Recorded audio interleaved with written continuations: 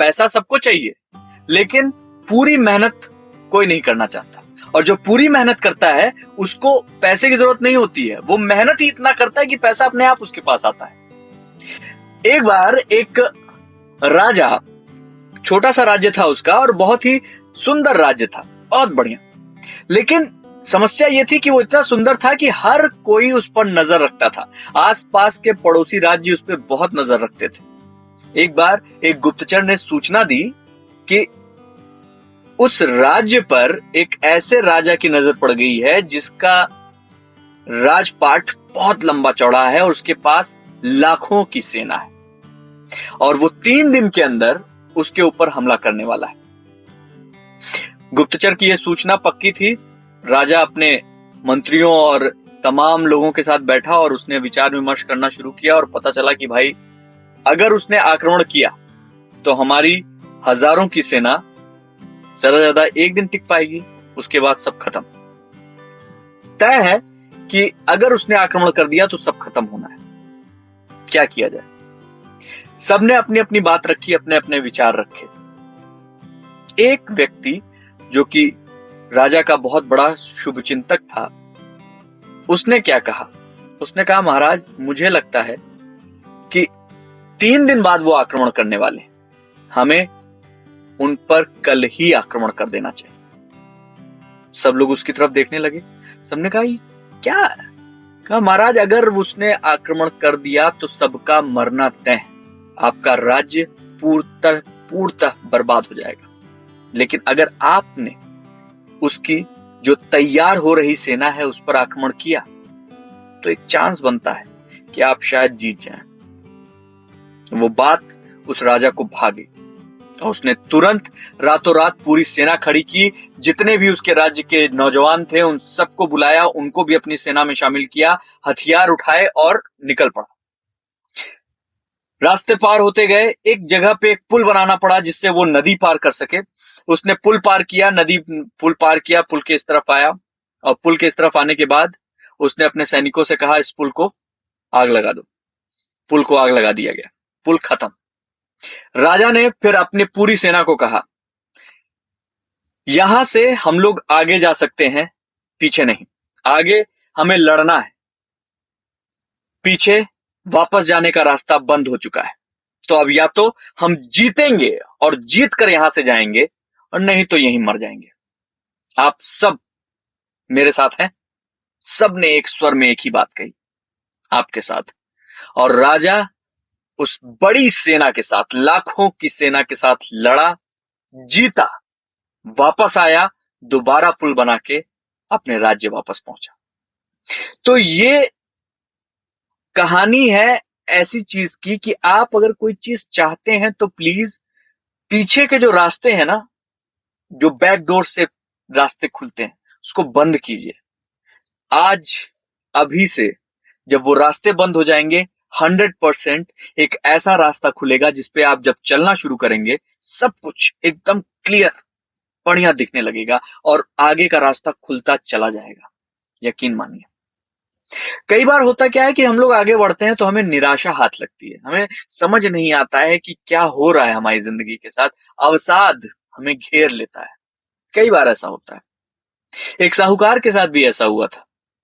किसी जमाने में वो बहुत अमीर था, धीरे धीरे उसकी जमीन जायदाद खत्म होती गई और वो कमजोर होता गया धन से, और कुछ समय के लिए उसको किसी से उधार लेना पड़ा। जिस दूसरे साहूकार मित्र से उसने उधार लिया वो बहुत ही कंजूस और बहुत लालची और श्रूड आदमी था। उस कपटी आदमी ने देखा कि अब इसके पास पैसे वापस करने का कोई जरिया नहीं, तो एक दिन वो उनके पास गया और उसने कहा, भाई पैसे वापस करो, नहीं वापस कर सकते तो अपनी बेटी की मेरे साथ शादी कर दो, पैसे माफ कर दिए जाएंगे। ये बात सुनकर साहूकार था वो रोया और बहुत ही घृणा से उस आदमी को देखा, उस अधेड़ आदमी को जिसको वो अपना दोस्त मानता था। वापस आया अपनी बेटी के पास, रोकर उसने अपनी सारी बात बताई। बेटी के सामने 2 ही रास्ते थे, या तो वो उस अधेड़ आदमी के साथ शादी के लिए हाँ कर देती, अपने बाप को कर्ज से मुक्त करती, या फिर अपनी जिंदगी देखती या कुछ भी अवसाद इसी को कहते हैं। आदमी ऐसे समय पे सोचता है कि कोई रास्ता नजर नहीं आ रहा है, आत्महत्या कर लूं क्या। लेकिन उस लड़की ने बहुत धैर्य के साथ सुना, रोई, चुप हुई, सोचा, विचारा और फिर एक निर्णय लिया। दूसरे दिन वो अधेड़ साहूकार आया, उसने कहा देखो जी, दो रास्ते थे, आप बताओ क्या करना है।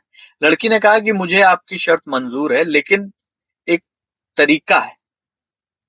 एक झोले में दो गोलियां रखते हैं, एक सफेद और एक काली, दो गोलियां।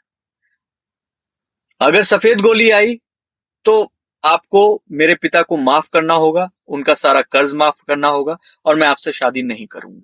और अगर काली गोली आ गई हाथ में तो मैं आपसे शादी कर लूंगी, लेकिन मेरे पिता का सारा कर्ज माफ करना पड़ेगा। वो चालाक अधेड़ उम्र का व्यक्ति तुरंत मुस्कुराते हुए बात मान गया। दूसरा दिन हुआ, वो वापस आया और उसने बड़ी ही चालाकी से उस झोले में सिर्फ दो काले रंग की गोलियां रखी थी। जेब से निकाल के धीरे से उसने काले रंग की दो गोलियां रखी।